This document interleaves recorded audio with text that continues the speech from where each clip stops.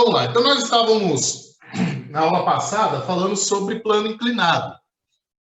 Passada, né? Inteira foi sobre plano inclinado. Vamos resolver esse exercício, que é um exercício que envolve plano inclinado com atrito, para a gente poder avançar para o próximo tema de forças, que é a chamada lei de Hooke. Vamos lá.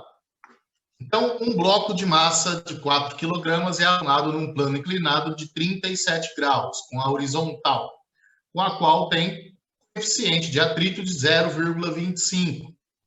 Aceleração do movimento do bloco em metros por segundo ao quadrado. Aí nós temos alguns dados, com aceleração gravitacional, seno de 37 graus e cosseno de 37 graus.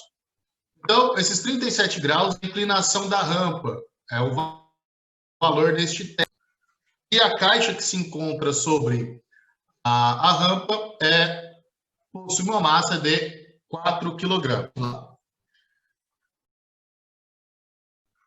Vamos lá. Então, nós temos aqui... Vou só puxar para o lado esse...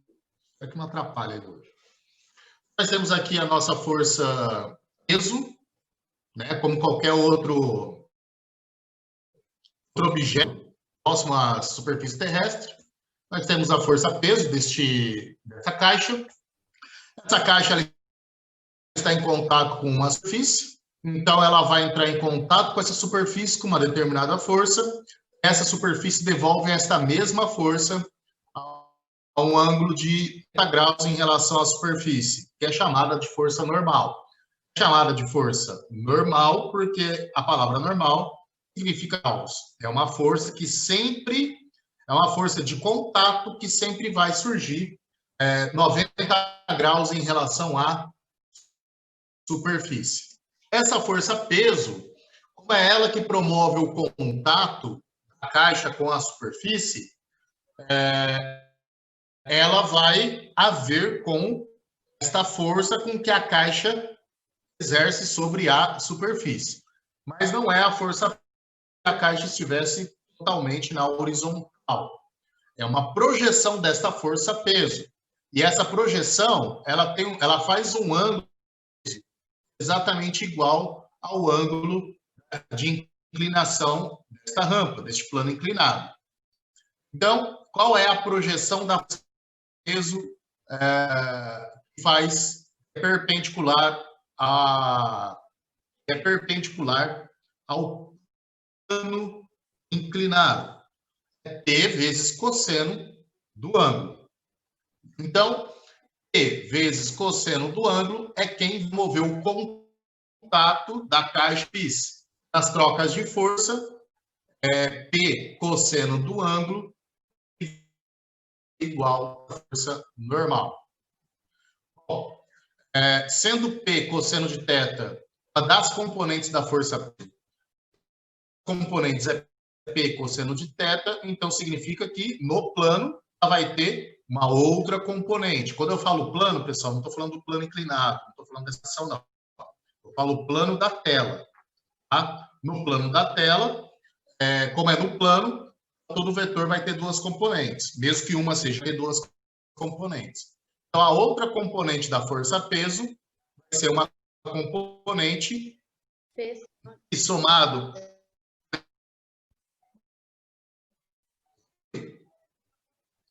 Vamos lá. A outra componente... Oh, caramba, essa barrinha aqui enche o saco. Isso. A outra componente, junto com a P cosseno de θ, seria a outra componente da força P seno de θ, né? Porque este ângulo aqui está de frente a este ângulo aqui, que é o θ. Igual a este, né? Então, seno de θ é a força com que vai mover esta caixa ao longo deste plano. É a força que vai fazer com que qualquer objeto numa rampa desça. Tá? Bom, neste caso, nós temos uma força de atrito. Naturalmente, essa caixa ela vai descer nesse sentido. Uma força de atrito vai sempre contra o sentido do movimento, A força de atrito vai apontar no sentido oposto. Eu tenho aqui força de atrito, que é o coeficiente multiplicado pela formal. O coeficiente multiplicado pelo contato entre as superfícies. Até aqui nós não sabemos se ela é estática ou não.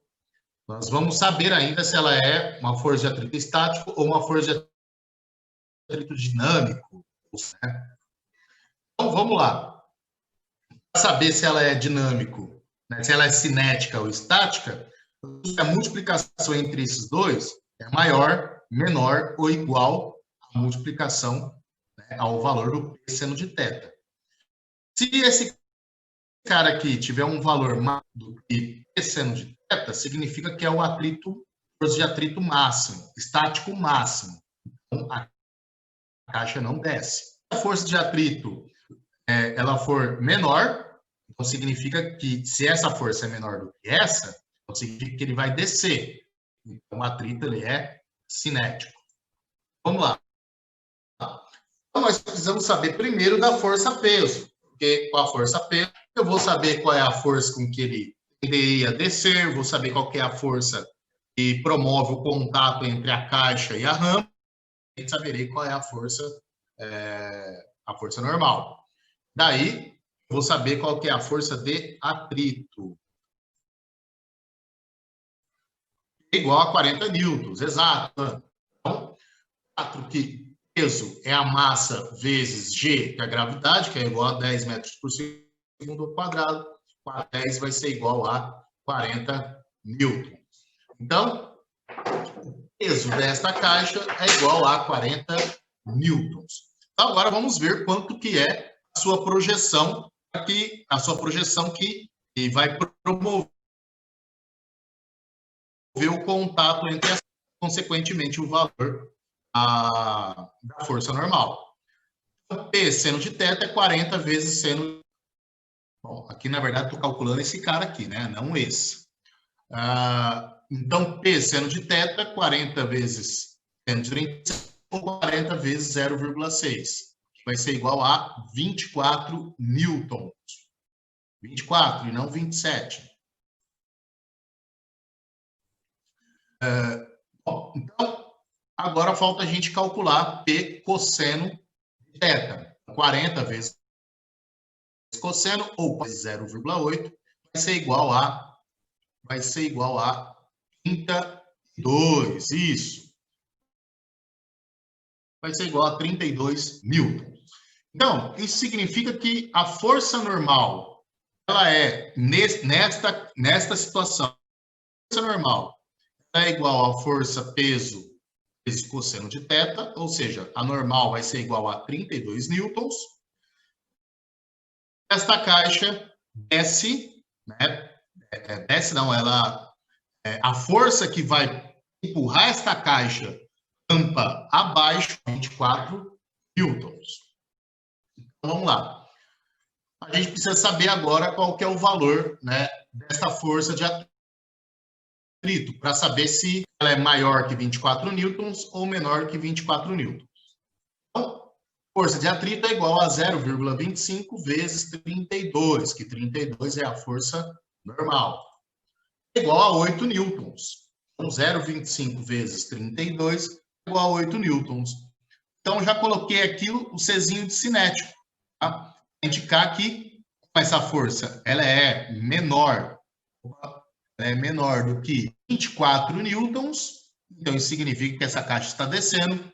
A força de atrito aqui é de atrito cinético e não de atrito estático. Beleza, então, cobrimos a nossa força de atrito. Precisamos saber qual é o valor da força de atrito para saber qual é a aceleração com que ele desce. Veja. É o seguinte. Professor. Oi. Volta aí, por favor, então, só para me apresentar. Pode dar o print. Beleza? Deu tempo não, peraí, moço. Vai lá. Aí, obrigado, professor. Show. Só lembrando, pessoal, que hoje eu vou salvar em PDF e vou encaminhar. Então, como aula 4, aula 5. Antes que eu me esqueça, pessoal, preparei uma lista de exercícios para vocês estudarem. Tá? E aí a gente, na próxima aula, vou tirar uns 10 minutinhos do início da aula para tirar dúvida do exercício e fazendo isso. A hora que precisa, depois eu vou encaminhar uma outra lista também mais adiante. Tá? A lista é só para vocês estudarem. Ok, pessoal? Depois eu vou escolher os exercícios da lista que é para vocês entregarem. Tá? Vamos lá. Nós descobrimos qual que é a força de atrito. Ela é bem menor do que a força seno de θ. Eu deveria ter colocado uma caixinha aqui menor, mas beleza. Então é o seguinte. Já que a força de atrito ela é menor do que P seno de θ, então isso significa que essa caixa ela vai descer. Mas ela não vai descer com esta força empurrando. Se não houvesse força de atrito, com que iria empurrar essa caixa rampa abaixo, teria os 24 newtons. Como nós temos essa força no sentido contrário, então ele não vai descer com uma força de 24 newtons. Ele vai descer com uma força menor. Vai esses 24 newtons menos os 8 newtons da força de atrito. Ou seja, eu tenho duas forças competindo na mesma direção de opostos, como se fosse um cabo de guerra. Então, eu tenho uma força resultante. Então, a força resultante, ela é seno de θ menos a força de atrito cinético. Tá? Por que eu vou colocar P seno de θ menos a força de atrito e não... Porque o movimento da caixa é no sentido da P seno de θ, não no sentido oposto. Tá? Ao mesmo tempo que a força resultante é a soma de todas as forças, de acordo com a segunda lei de Newton, força resultante é igual a massa vezes a aceleração. Então, no lugar do F resultante, eu tenho aqui, vou substituir por massa vezes a aceleração. Aqui. Eu só, antes que eu me esqueça, só vou fazer uma... Para eu não esquecer, para depois eu arrumar isso aqui. Beleza. Então, força resultante é igual a massa vezes a aceleração, que é igual a P seno de atrito cinético. Massa, 4 kg, a aceleração nós desconhecemos, P seno de θ igual a 24, menos 8. Então, 4, como eu quero encontrar a aceleração, o 4 está multiplicando, vai passar dividindo. Então, vai ficar 24 menos 8, dividido por 4. 24 menos 8 é igual a 16. 16 dividido por 4 é igual a 4 metros por segundo. Isso significa que esta caixa ela vai descer esta rampa, acelerando a 4 metros por segundo. Ou seja, a sua velocidade, à medida que ele vai descendo a rampa, a sua velocidade vai aumentar 4 metros por segundo cada segundo. Então, esse daqui era o exemplo 6 que eu queria mostrar para vocês. Ok? Beleza. Agora vencido, finalmente vencido. Ponto! Vamos lá. Bom, então, é isso aí, pessoal. É o que eu queria falar para vocês sobre plano inclinado. Na lista de exercícios, valeu, senhor. Acho que vai ter... Opa! Na lista de exercício vai ter exercícios sobre plano inclinado, ok? Vamos lá. Pessoal, ó, sobre a lista de exercícios é o seguinte. A lista de exercícios, os exercícios da lista, eles são relativos a essa matéria. Os exemplos vão nos ajudar, etc. Mas eles não são iguais aos exemplos. Então, procurem já ir resolvendo a lista, lendo o exercício, tentando rabiscar de um exercício aqui, de outro exercício ali, para vocês já irem estudando esse conteúdo, na hora de entregar, não ficar muito em cima com dúvidas, tá? Então, já procurem fazendo, já anotando a dúvida de vocês. Chega no início das aulas, como eu disse para vocês, a gente vai deixar alguns minutinhos no início da aula para tirar dúvida, e etc. A lista é o seguinte: a lista, ela em si não vale nota. Vai valer nota os exercícios que eu pedi para vocês da lista. Então, a lista vai ser encaminhada, porque, como eu falei para vocês, pessoal, tem uma segunda lista para encaminhar. Essa primeira lista, em relação a esse conteúdo que nós vimos até agora. Vai ter uma outra lista em relação ao conteúdo adiante. Tá? Então, a hora que for preciso os exercícios, eu vou falar, pessoal, a lista da primeira exercício, por exemplo, 2, 3 e 4. E aí o 2, o 3 e o 4, vocês vão me encaminhar junto com isso da outra lista.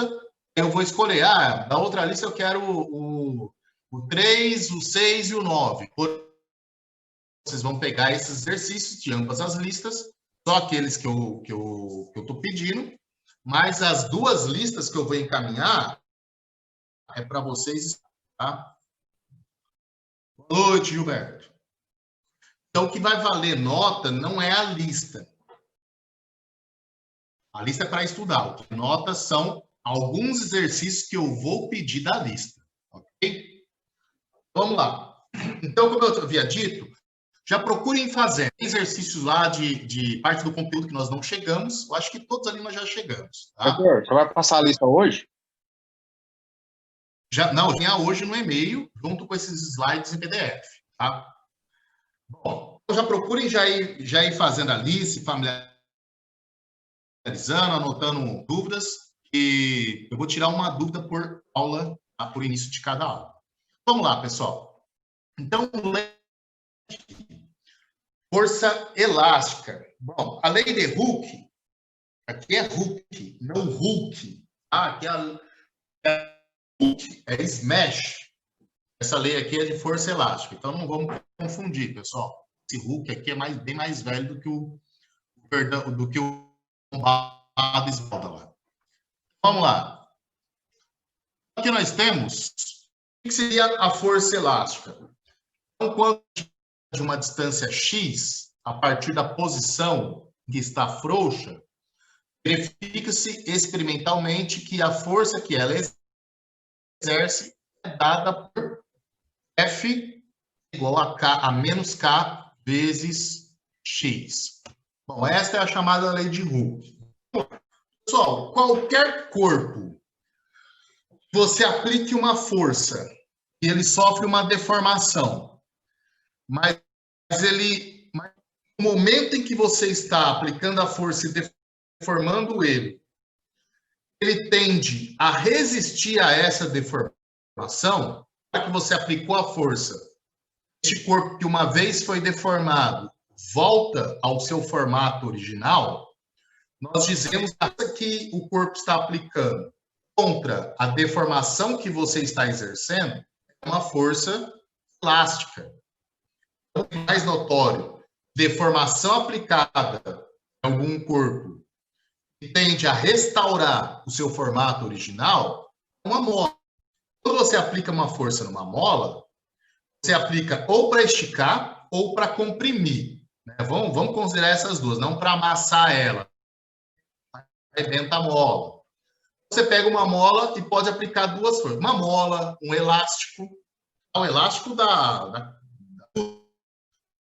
um exemplo de força elástica. Você aplicou uma força para esticar o elástico, ele sempre vai aplicar uma força no sentido que você está aplicando. Na hora que você solta, o que vai acontecer? Ele vai restaurar, ele vai voltar para a condição inicial. Tá?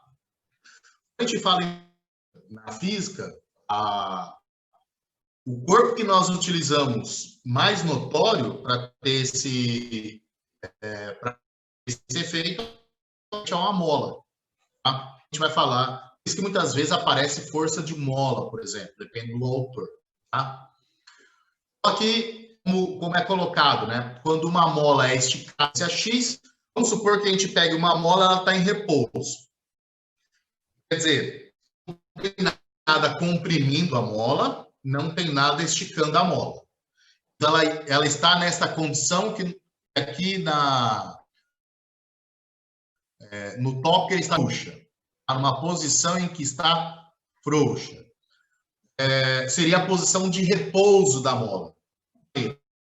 A condição de repouso. Na condição de repouso, nós vamos considerar que uma da mola está conectada a algum lugar fixo, uma parede ou um teto, a outra extremidade, se não tem nada puxando ela, repouso.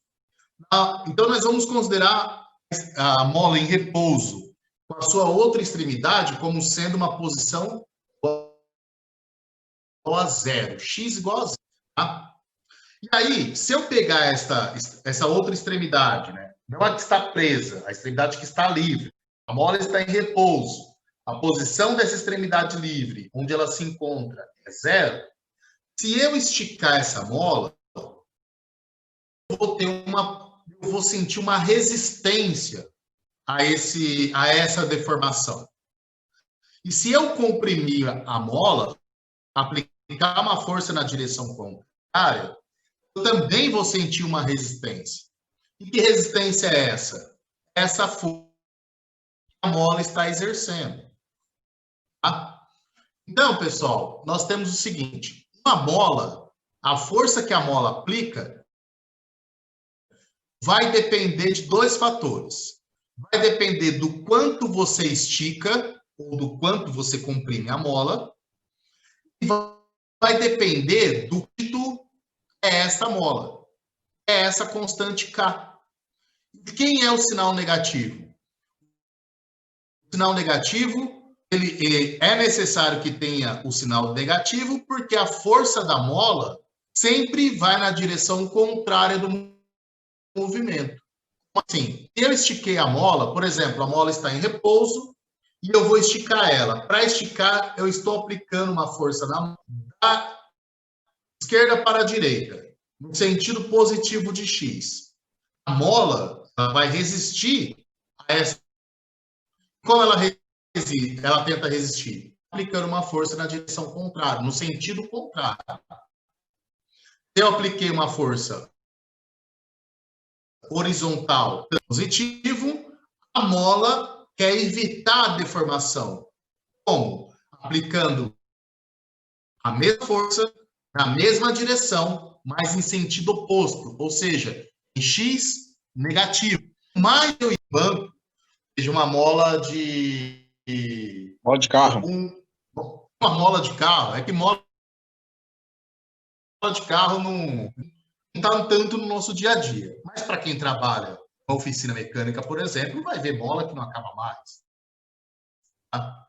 Trabalhar num desmanche, por exemplo, vai ver mola que não acaba mais. Desmanche legal, tá? Os ilegal não pode. Bom? Mas, enfim, todo mundo acho que já mexeu com alguma mola. Todo mundo já percebeu que existem molas que são bem moles, digamos assim, entre aspas, bem moles, ou uma rigidez bem baixa, e existem molas que são difíceis de você esticar ou comprimir. Uma mola mais, entre aspas, hard, mais dura. Ou seja, uma mola mais rígida. Quanto mais molenga, mais fácil for de você comprimir ou esticar uma mola, menor será a constante. Uma constante de mola pequena significa que a mola é de baixa rigidez. Muito fácil comprimir e esticar. Agora, quanto mais rígida for a mola, quanto mais difícil for comprimir ela, aquela que precisa de muita força sua para comprimir, ou muita força sua para esticar, mais rígido é a mola, maior fica. Então, as molas, elas dependem, a força que ela vai exercer contra o movimento vai depender do quanto você estica ou do quanto você comprime, vai depender do quão rígido é essa mola. Obviamente que, se a gente pegar molas do mesmo material, Aquelas cuja espiral for mais, tiver um diâmetro maior, for mais grossa, é óbvio que ela é rígida. Agora, a rigidez da mola, muitas vezes, não vai depender do quão espesso. Pode ser que ela é feita de alguma liga metálica ou algum material que é mais duro ou mais resistente que outro material, do que um outro metal. Tá? Então, sinal negativo significa que quando a bola está comprimida ou distendida, a força está no sentido oposto. Vamos dar uma olhada nesse esqueminha aqui. Aqui, nós temos quatro situações aqui. Ó. A primeira, na verdade, são três. Tá? Olha só, aqui, vamos olhar esse primeiro quadro aqui. Ó. Tá? Aqui a mola, ela assim, esquece esses painéisinhos aqui, pessoal. Então, vamos olhar a mola. Daqui a pouco a gente põe para rodar essa simulaçãozinha aqui. Tá? Mas vamos esquecer esses dois aqui, esses painéis. Aqui, vamos considerar que ela está em repouso. Então, esta linha central aqui indica a posição da extremidade livre dela, que a mola, né, que ela está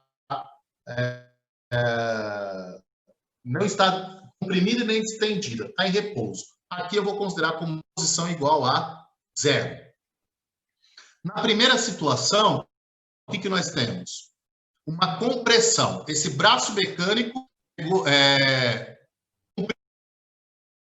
comprimiu aqui a extremidade da mola e foi empurrado adiante.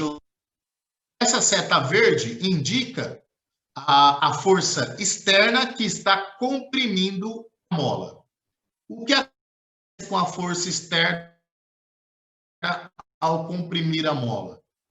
A mola vai reagir com uma força no sentido contrário. Tá? Então, essa seria isso daqui, ó. Esse F. Tá? Então, essa força em azul seria ativo porque a mola está sendo comprimida da direita para a esquerda, ou seja, da direita para a esquerda, a força que ela aplica é no sentido contrário, da esquerda para a direita. Aqui nós temos coisa.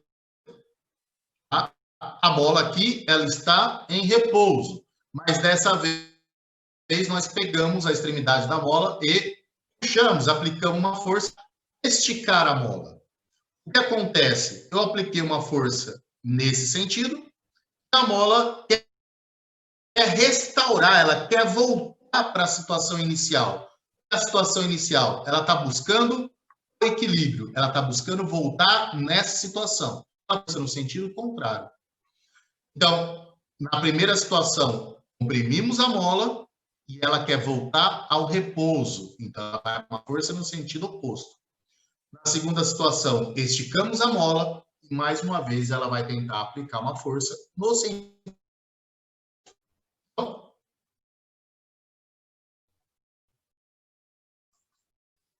vamos lá. Vamos dar uma olhadinha aqui na simulação.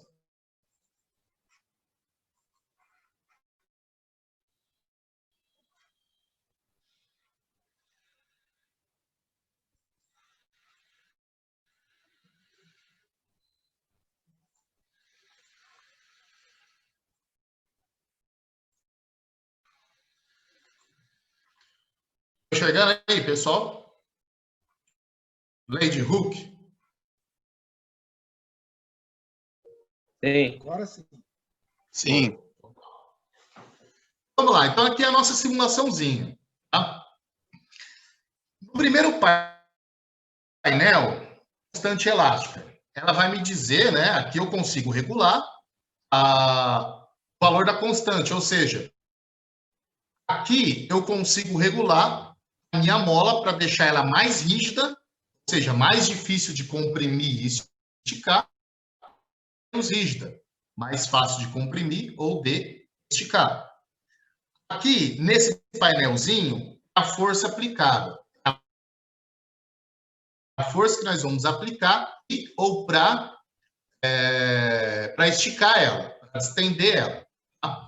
Aqui do lado, a gente tem, né, o valor das forças, né, o valor da força aplicada, o valor da força elástica, verificar o sentido da deformação.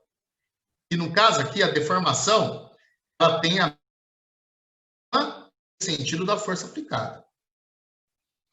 Vamos lá, então aqui a nossa mola, ela tem uma constante elástica de 2 newton por metro. 200 newton por metros. Parece um quadrado preto na meu. Seu? Parece um quadrado preto na frente, mas meu. Tá normal. Beleza. Se não aparecer aí, vocês me avisam, hein, pessoal? Aqui, ó. Vamos lá. Trabalhava com 2 telas, pessoal. Aí eu podia jogar essa barrinha do Zoom para outra tela, não aparecia aqui. Só que aí a minha outra tela, meu monitor, um dia, ele ficou meio esquentadinho e começou a sair fumaça dele. Super seguro. Bravinho. Ficou bravinho, ficou meio esquentadinho. Começou a sair fumaça. Eu tive que tirar a tomada, né? Mas vamos lá. Então é o seguinte, então aqui na situação que nós temos, não existe nenhuma deformação, tá? Aqui a gente pode pegar ou esticar. Aí vai depender da força. Pronto. Aí vai depender da força aplicada. Então aqui, vejam, estou aplicando a força. A força ela tem 2 sentidos. Um sentido positivo, quer dizer que ela vai esticar a mola, vai deformar a mola no sentido de x positivo, e aqui a força negativa, quer dizer, ela vai comprimir a mola. Ela vai deformar a mola no sentido de x negativo. À medida que a minha força vai surgindo, olha só a força surgindo aqui, ó. O que vai acontecendo com a força elástica? Ela vai aparecendo, ela vai tentando restaurar a deformação, tá? Estou aplicando a força, apliquei no final um total de 100 newtons. E ele está segurando aqui, a mola. O que a mola fez? Se ele está segurando, ele consegue segurar e a mola está parada, significa que a força de restauração é igual à força aplicada. Vamos lembrar a primeira lei de Newton. Se a soma das forças, um corpo ele está parado, significa que a soma das forças é igual a zero, a resultante de força é igual a zero. Se aqui as duas únicas forças são horizontais e a mola se encontra em repouso, significa que as duas forças apontam em centímetros e em módulo elas possuem o mesmo valor. Então, se você aplicou aqui 5 newtons, no caso aqui aplicamos 100 newtons, significa que a força elástica aqui também é de 100 newtons. E tendo aqui uma constante de 200 newtons por metro, significa que nós esticamos meio metro. Tá? 200 newtons por metro significa que para esticar 1 metro, precisa aplicar 200 newtons. Apliquei metade, estiquei metade.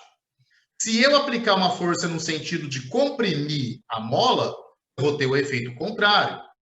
Tá? Vai ter o máximo de força que eu consigo aplicar. Beleza, vamos voltar aqui para zero.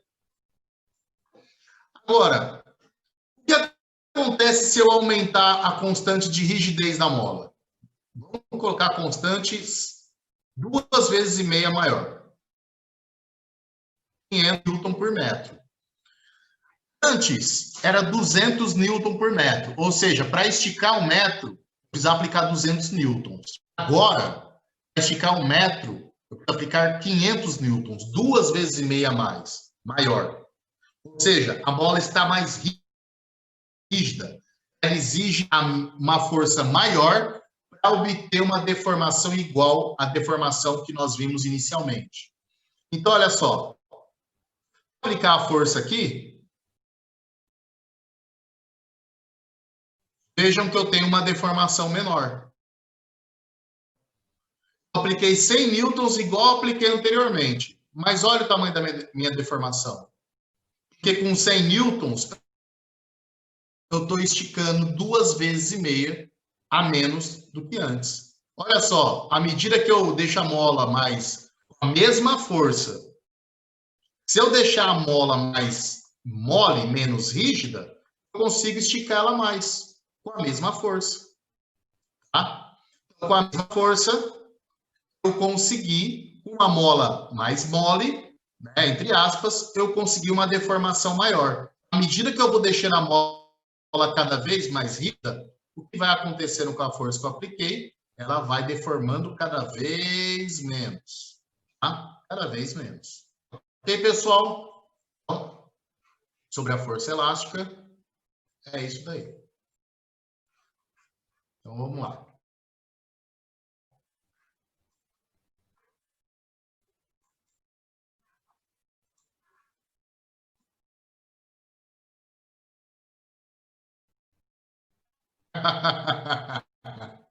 É foda.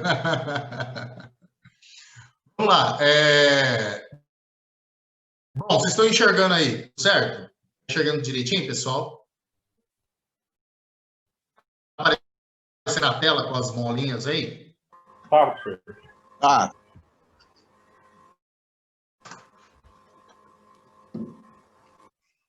Show. Então, vamos lá. Bom, então, esse é o comportamento das molas quando nós aplicamos uma força de deformação sobre ela. Tá? À medida, e quanto mais eu estico ou mais eu comprimo, maior é a força que eu preciso aplicar. Tá? Então, isso aí na simulação já ficou claro.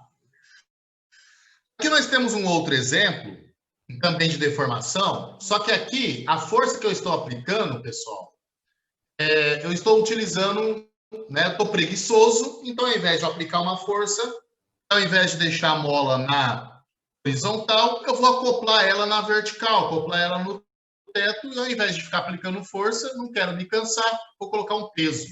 Tá? Qual que é a diferença? A diferença, em termos práticos, nenhuma. Tá? Por quê? Porque aqui eu estou contando com a força peso. Eu estou aplicando também uma força. A diferença é que ao invés do alicate puxar ou esticar, eu estou colocando um pezinho e estou deixando que a terra faça esse trabalho para mim. Né? Então, olha só, nós temos a mesma mola em 4 situações diferentes. A primeira situação em repouso. A segunda situação, eu coloquei um peso P. Tá? Na terceira situação, eu coloquei 2 pesos P, esse pezinho mais outro, mesma massa, 2 vezes maior. E na quarta situação, eu adicionei mais um peso de valor, né, de peso P também. Quando a gente fala peso P, pessoal, aqui nós não estamos falando da massa, nós estamos falando do peso, da força mesmo. A força com que a gravidade puxa esses pezinhos para baixo. Então, aqui, a mola está sendo esticada porque existe uma força que está sendo aplicada. Quando eu coloco um segundo pezinho, eu dobrei o valor da força. Quando eu coloco um terceiro pezinho igual a esse, eu tripliquei o valor da força. Olha o que acontece com as deformações. Apliquei, lembrando, né? Aqui, então, é estático. Né? Ele está em repouso. Coloquei um pezinho, sofreu uma deformação. Coloquei 2 vezes o mesmo peso, a minha deformação dobrou também. Dobrei a força, dobrei a deformação. Tripliquei a força, tripliquei a deformação. Então, significa que a deformação é proporcional à força aplicada. Então, nós temos um exemplo aqui. Tá? Apliquei, por exemplo, pessoal, apliquei uma força de 50 newtons, a deformação foi de 0,04 metros, ou 4 centímetros. Dobrei a força, a deformação dobrou. Consegui esticar 4 centímetros, agora estiquei 8. Tripliquei a força, distância triplicou em relação ao primeiro. Então, de 4 centímetros foi para 12 centímetros, tá? Se a gente colocar isso no gráfico, o que nós vamos obter? Colocar isso no gráfico, nós vamos obter uma reta, tá? Uma reta, né, em que as deformações são proporcionais às forças aplicadas. Então, uma deformação gerou uma... Dobrei a deformação, dobrei a força. Tripliquei a deformação, tripliquei a força. Ah, tá, legal. O que significa esta reta? Aqui, lembrando que força é igual a K, a menos K, vezes X. Então, significa que o K, ele é a inclinação desta reta. Quanto mais inclinado for esta reta, o que quer dizer mais inclinado? Quanto mais para cima for essa reta, por exemplo, tem essa reta aqui. Vamos supor que ela estivesse para cá. Uma inclinação alta. Quanto mais inclinado for a reta, maior será o valor de K. Maior será a rigidez da mola. Mais força eu preciso fazer para obter a mesma deformação. Como nós vimos no exemplo da simulação. Eu aumentei a rigidez, a minha força não tinha o mesmo rendimento de antes. Agora, se a minha inclinação for pequena, por exemplo, a reta está aqui para cá, eu preciso de uma força pequena para fazer a mesma inclinação. Então, eu tenho uma mola menos rígida, mais mole. Olha só, o que é isso daqui? Nossa, que confusão é essa? Vamos aqui, pessoal. Vamos olhar deste lado aqui, ó. Só do lado positivo de X. Tá? Só do lado positivo. O que é essa seta vermelha aqui? A seta vermelha indica a força externa. Tá? A força que foi aplicada. O que é a seta azul? Ela vai indicar a força e a mola responde. Se eu apliquei uma força no sentido positivo de X, a mola vai devolver a mesma força no sentido negativo de X. Tá? Então, lembrando que a força aplicada, a mola vai responder à força aplicada. Então, se eu apliquei 50 newtons, a força de mola que ela vai responder também vai ser 50 newtons. Então, significa que eu posso usar essa força para calcular a deformação, uma vez sabendo qual é o valor do K. Já que a força de mola responde à força aplicada. Tá? Agora, se eu quero saber qual é o valor da força da mola, eu tenho que colocar o sinal de menos para indicar que a mola está apontando no sentido oposto. Tá? Olhando aqui o lado negativo de X, né? O lado à esquerda aqui do eixo da força.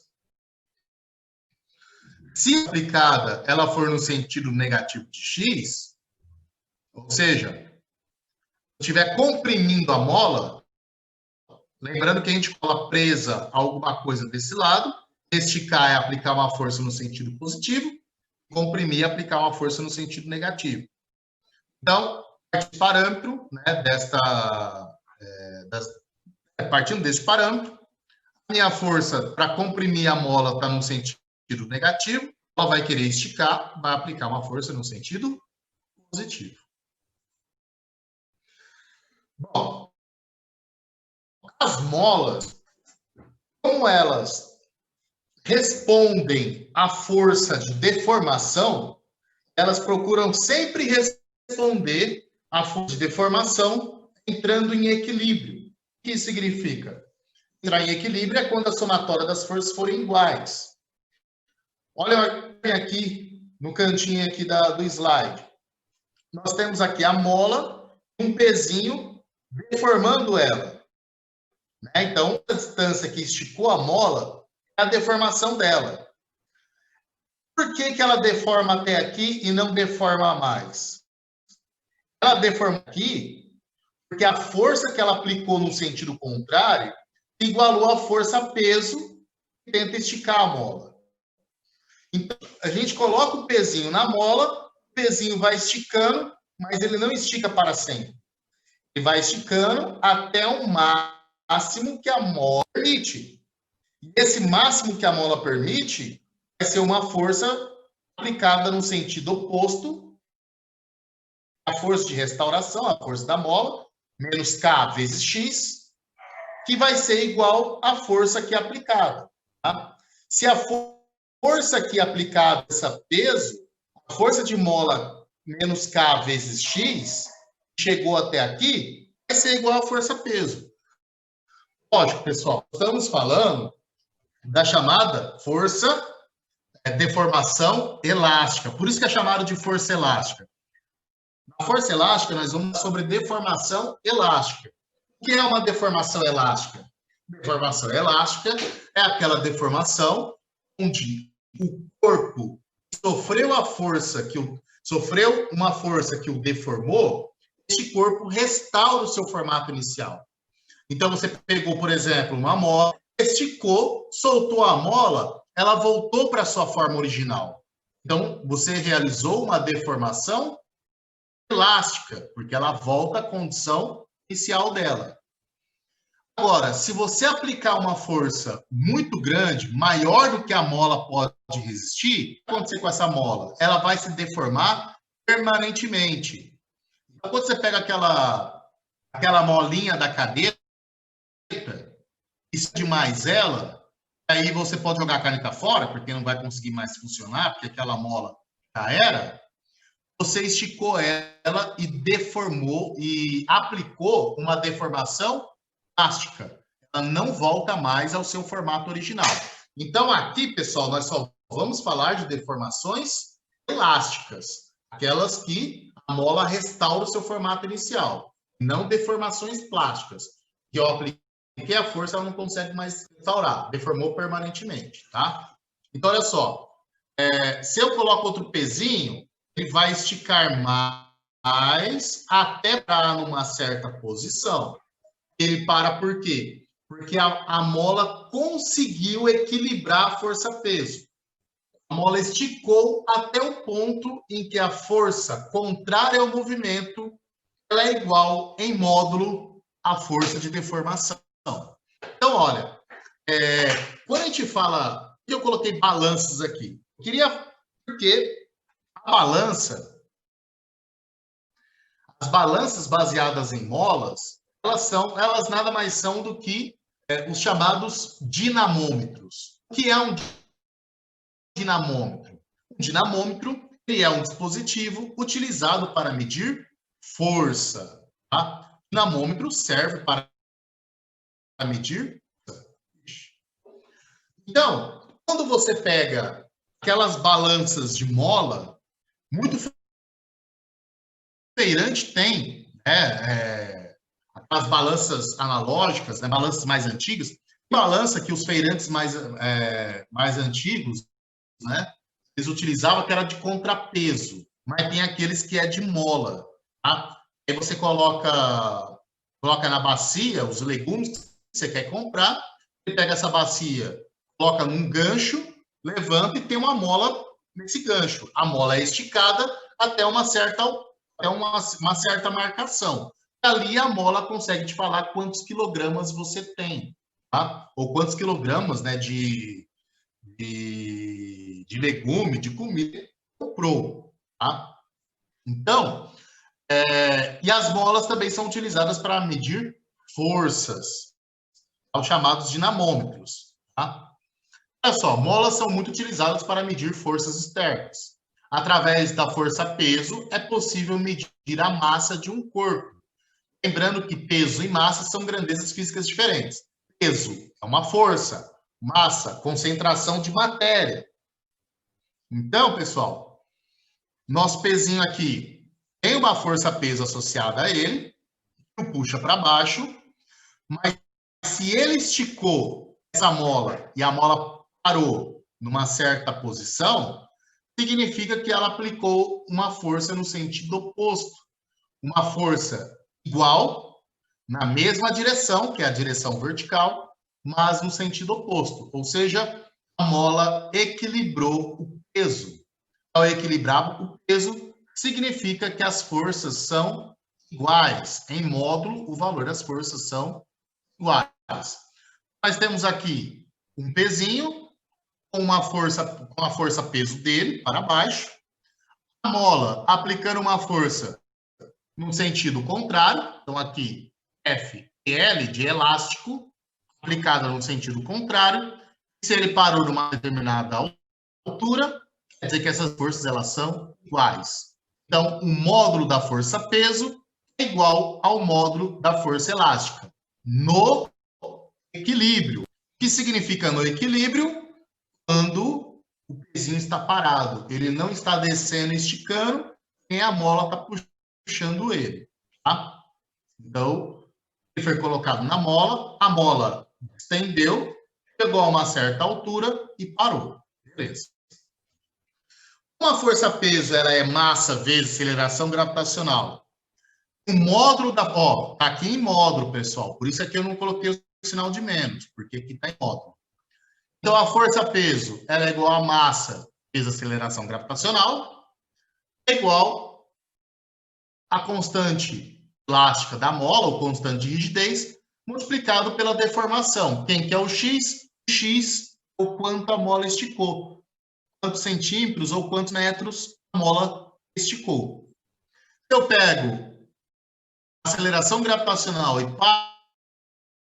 passo dividindo tudo, o que nós temos? Nós temos o cálculo da massa. Então, vejam. Dá para fazer uma mini balança com uma espiral de caderno.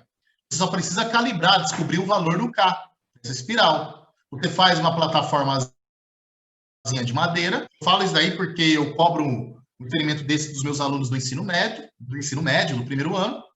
Aí você pega uma base, um prego, você prega essa haste, essa outra haste, e pega uma espiral de caderno. Aí você faz o experimento para achar o valor do K. Descobrir o valor do K, aí você coloca vários pezinhos. Por exemplo, coloca um pezinho de 50 gramas. Ele estica. Esticou tanto. Você sabe que tem 50 gramas. Esticou tanto. Aí você marca. Coloca mais 50 gramas. Esticou mais um tanto. Aí você marca. Aqui na marcação você coloca. Aqui é 50, mais 50 gramas. Aqui é 100, mais 50 gramas. Aqui é 150, mais 50 gramas. Aqui é 200. Você consegue fazer uma balancinha de mola. Tá? Logicamente que existe um limite. Se você colocar pezinhos demais, essa mola esticar além do que ela suporta, você vai ter uma tensão plástica, aí você vai ter uma descalibragem, ela não vai conseguir retornar ao valor, ao comprimento inicial, você tem uma descalibragem e aí você não tem precisão na sua medida de massa. Então, as balanças, dá para você fazer uma balancinha, por exemplo, com isso daí. As primeiras balanças, tem muita balança que era dessa maneira. Professor, Tá? E colocava dessa maneira. o Senhor, torquímetro, lá na parte interna dele, ele tem tipo uma mola, né? É tipo um embarra, né? é uma... no caso do torcímetro, é uma mola em barra, só que ele torce a barra em relação ao seu comprimento, né? Então, Aham. Aí direto tem que fazer a aferição porque ela se deforma, né? exato, para você não perder a calibragem dele. Né? Exatamente. É um exemplo também. Tá? É uma força elástica e é uma força elástica baseada numa rigidez longitudinal de uma barra rígida, não de uma mola. Bom, então nós temos, vamos aí a um exemplo. Um estudante de física quer determinar a constante elástica de uma mola. Para determinar a constante, o estudante fixa uma das extremidades da mola ao teto e utiliza 3 caixinhas com massas M1, 0,1 kg, M2, 0,2 kg e M3, 0,3 kg. Ou seja, 100 gramas, 200 gramas, 300 gramas. Mas aqui nós não vamos trabalhar em gramas, vamos trabalhar em quilogramas, porque nós vamos trabalhar com o Sistema Internacional de Unidades e as constantes nós precisamos do Sistema Internacional precisamos adequar as medidas do Sistema Internacional de Unidades. Então aqui nós temos uma tabelinha com as massas. Seguindo as orientações do professor, ele acoplou... Oh, caramba! Volta! Seguindo as orientações do professor, ele acoplou os pesos na mola e mediu as distensões e preencher a seguinte tabela. Olha só. Ele realizou 3 medidas. Na primeira medida, ele utilizou o primeiro pezinho. Era 1 quilograma. E a mola teve uma distensão de 2 centímetros, ou 0,02 metros. Aí o que ele fez? Ele pegou, manteve o mesmo pezinho e colocou um outro peso. Então, era 0,1 e passou para 0,3. Então, junto com o primeiro pezinho, ele adicionou o segundo. E a mola sofreu uma distensão de 0,06 metros, ou 6 centímetros. Então, ele triplicou o valor inicial da massa. O que aconteceu? A distância também triplicou. Tá? Aí ele pegou, tirou o pezinho número 1 e manteve só o 2 e adicionou o número 3. Aqui tem 0,5 quilogramas e é a soma de 0,2 com 0,3 quilogramas. E aí, com a distensão, ela aumentou indo para 10 centímetros ou 0,1 metro. Olha só, em relação à primeira medida, ele agora tem a última medida, a terceira medida, é 5 vezes maior, a massa é 5 maior, a distensão também foi 5 vezes maior. E, a partir da tabela, encontra a constante elástica da mola. Então, vamos ver a constante elástica. Isso daqui, pessoal, é como se fosse fazer um experimento em laboratório. É passado o roteiro, aí você faz o experimento, né, utilizando esses pesos diferentes, obtendo as extensões diferentes, e depois calculando a constante elástica. Tá?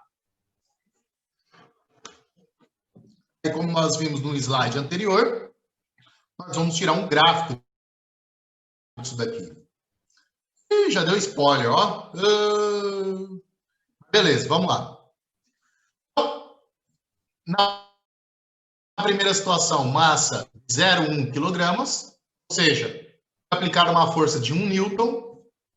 Na segunda situação, a massa total 0,3 quilogramas. Então, a força total aplicada foi de 0, aqui está 2, mas na verdade é 3. Tá? Aqui vai ser 3. E na terceira situação, então, aqui não precisava nem colocar P1, tá? Só P mesmo. Então, na terceira situação, nós temos meio quilograma de massa, gerou uma força de 5 newtons. Lembrando que aqui são 3. Deixa eu até marcar aqui para depois eu fazer a correção para vocês.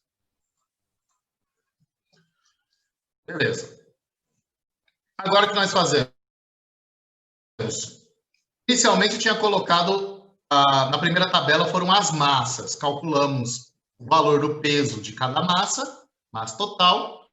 Agora nós temos uma tabela onde eu tenho os valores das forças, das deformações.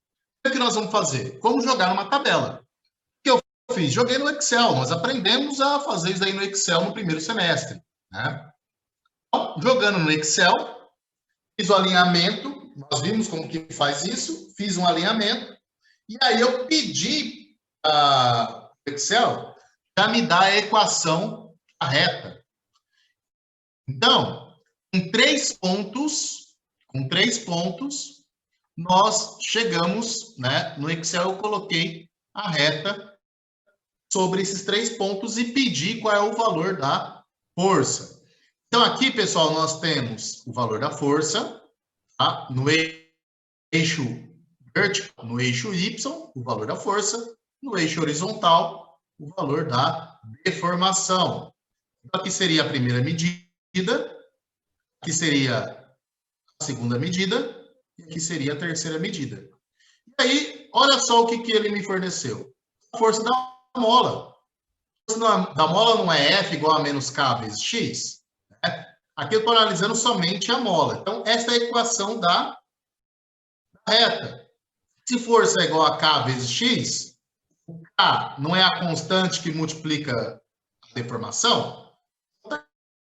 Aqui é a minha constante, 50 newtons por metros. Então, nós temos aqui a resposta. Qual é o valor da constante elástica desta mola? 50 newtons por metros. Ok? Beleza. Que horas são? Bom, falta 10 minutinhos. Vou passar para vocês aqui. Vamos começar falando sobre força de contato entre os blocos.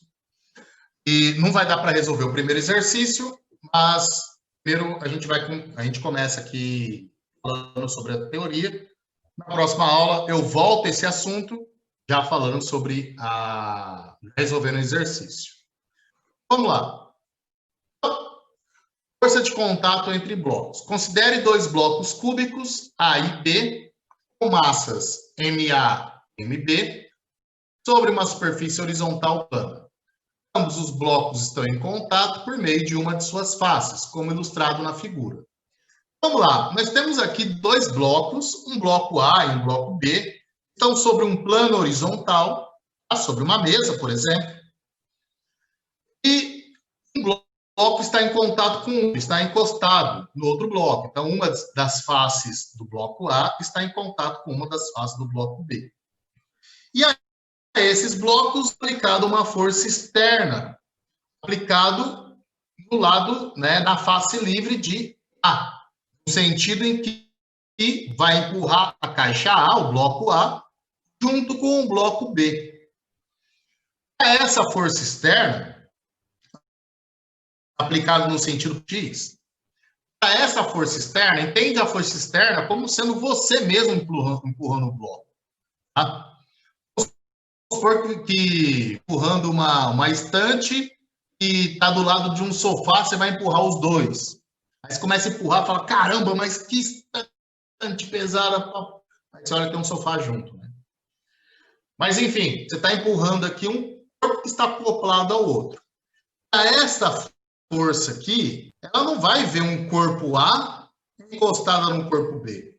Essa força, ela vai ver um corpo só, com as massas mais a massa de B. Se fosse você empurrando a caixa A do lado da caixa B, para você não vai fazer nenhuma diferença. A caixa A encostada na caixa B ou empurrando um corpo que tem as massas dos dois. O efeito é o mesmo. Para quem está empurrando esta caixa que está ao lado dessa, vai ver somente um corpo só, uma massa igual a das duas.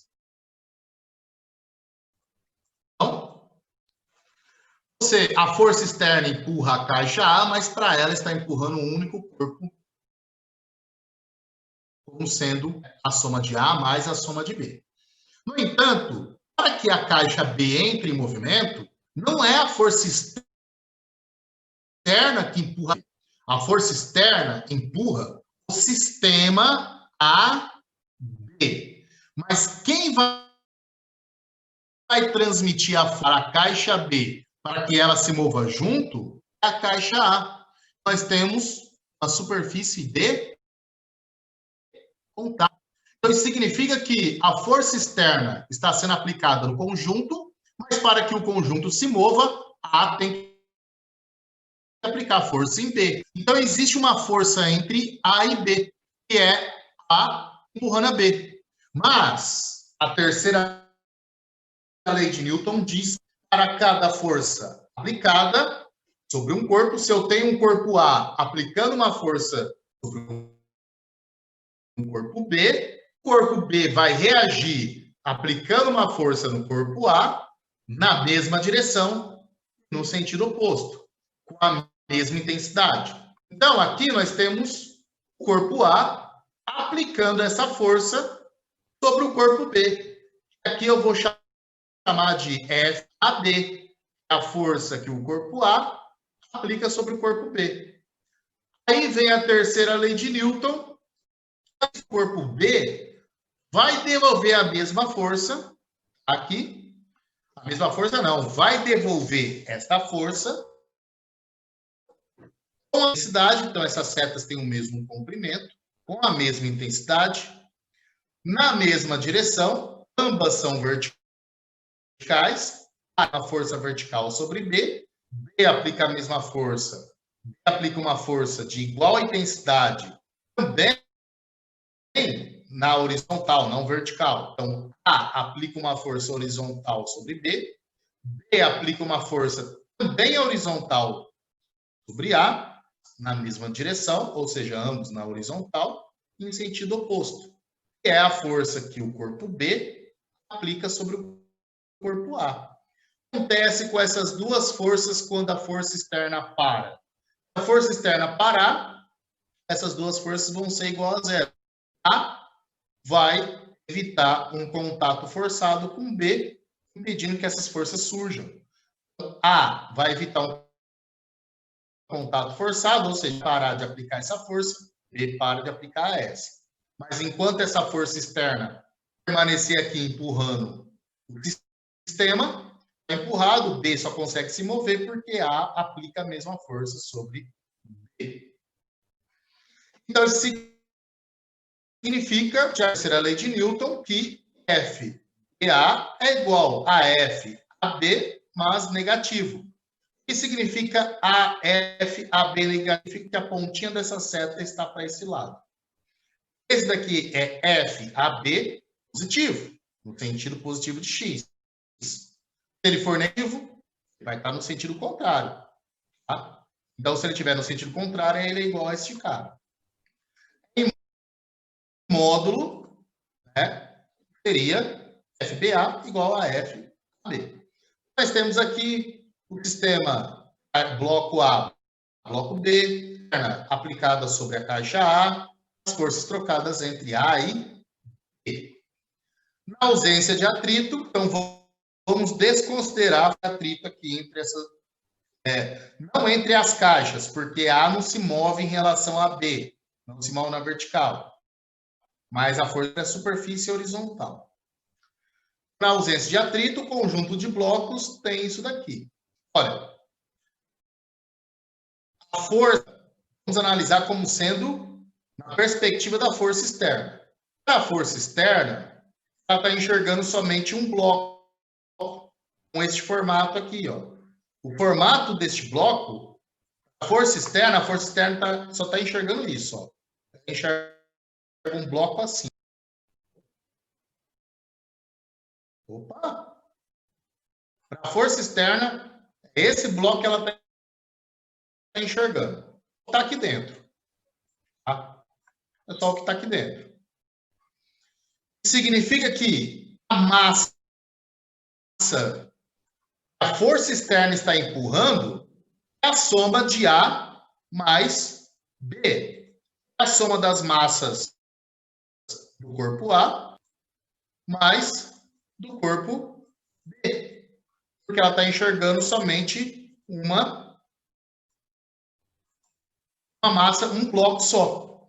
Então, a força resultante sobre os dois, né, o sistema que empurra os dois, analisando sobre a perspectiva da força externa, que é o contorno dos dois blocos, essa é a força resultante.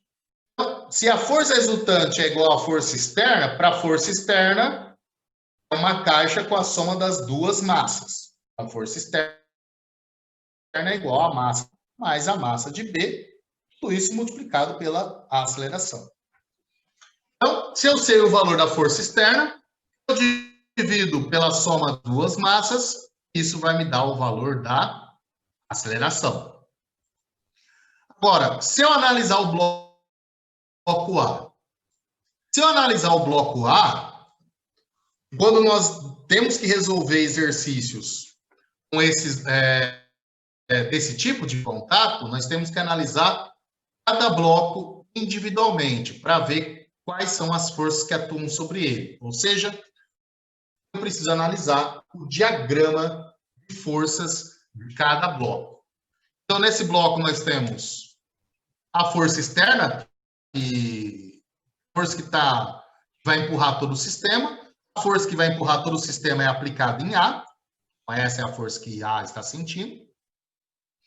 Mas como A está empurrando B, B também aplica uma força no sentido contrário. Tá? Então, não podemos esquecer que o bloco A está no planeta Terra, então existe uma força-peso sobre A. Ele está na horizontal, numa superfície horizontal, o peso promove o contato da caixa do bloco com a superfície horizontal, vai gerar uma força normal. Neste caso, a força normal, pessoal, ela é igual à força-peso, porque eles estão na horizontal. Se a normal é igual à força, essas duas forças são iguais e na somatória de forças as duas se cancelam. Nós não temos nenhum movimento do bloco A na vertical. Então, se nós não temos nenhum movimento na vertical, não leve em consideração essas duas forças. Só vou levar as duas forças se eventualmente tiver um atrito, porque eu preciso saber do contato. Se não há nenhum atrito, essas duas forças são irrelevantes. Aí o que sobra? A força que é aplicada de B sobre A. Aí a somatória de forças no bloco A vai ser esse daqui. A resultante de forças do bloco A é igual à força externa menos a força do bloco B aplica-se para o A. Então, a força resultante sobre o bloco A é a força externa menos a força de resistência que o B oferece ao bloco A, quando o A tenta empurrar B. O bloco B. O bloco B, quais são as forças que atuam sobre ele? Bom, alguém quer empurrar o bloco B. Quem que é? O bloco A. O bloco B está sobre a superfície terrestre, ele tem um peso. É uma superfície horizontal, então o peso ajuda a promover o contato entre B, o bloco B e a superfície. Então nós temos uma força normal. Tem mais alguma força? Não. Mas não vai ter nenhuma força no sentido contrário? Não, porque o B não está empurrando ninguém para oferecer resistência no sentido.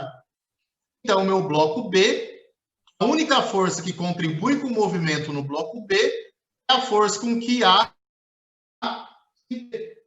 Então, bloco B, a força resultante sobre o bloco B é a força com que A empurra o bloco B, que é igual à massa do bloco B vezes a aceleração do conjunto, uma vez que os dois corpos movem-se juntamente com a mesma aceleração. Ok, pessoal? Agora são 10 horas, 10:01. O próximo slide seria o exemplo. Nós não temos mais tempo, o exemplo fica para a próxima aula. Eu retomo falando sobre a força de contato. Nós temos o exemplo na sequência, ok? Bom, vou fazer a correção do slide e daqui uns 15 no máximo já estou encaminhando esta aula, que é aqui o PDF desses slides. E esse slide tem a aula passada, mais a aula de hoje, tá? Eu vou encaminhar o PDF dele junto com o PDF da lista de exercício. Lembrando, lista de exercício, pessoal, é para vocês estudarem, não é para entregar. Quando for entregar, eu vou falar quais os exercícios que eu quero da lista. Aí vocês separam os exercícios e encaminham de acordo com as orientações que serão passadas. Para resolver esse exercício, quando eu for pedir os exercícios, tá? Procurem já ir resolvendo esses exercícios, porque esses já vão estar com o exercício pronto, fica mais fácil, vai dar menos trabalho para vocês. E, ao mesmo tempo que vocês vão resolvendo esses exercícios, já deixando eles prontos, vocês já vão estudando para a prova. Ok, pessoal? Tudo certo, então? Boa noite, professor. Boa noite, professor. Um abraço e até semana que vem, pessoal. Tchau, tchau. Falou. Tchau, tchau.